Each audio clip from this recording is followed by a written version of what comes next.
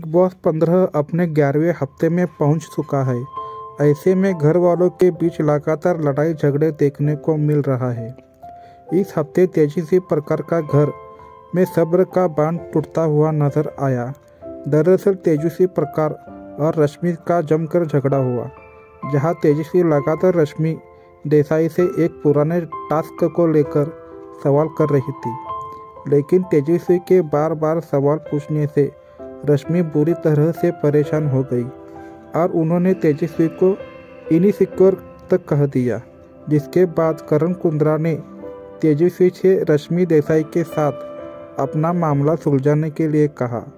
हालांकि अपने ही दोस्तों से बार बार टारगेट बन रही तेजस्वी ने अब करण और अन्य सदस्यों के सामने अपनी बात रखने की कोशिश की, तो उस दौरान रश्मि उनकी कोई बात सुनने के लिए तैयार नहीं हुई और करण भी बीच में बोलने लगे, जहां तेजस्वी बार बार रश्मि से यही कहती हुई नजर आई कि एक बार तो वो लोग उनकी बात सुनी।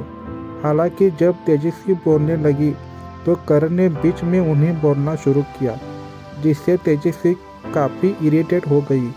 बात करते करते तेजस्वी काफ़ी रुआसी हो गई थी। तेजस्वी ने कहा, मैं भीख मांगती हूँ।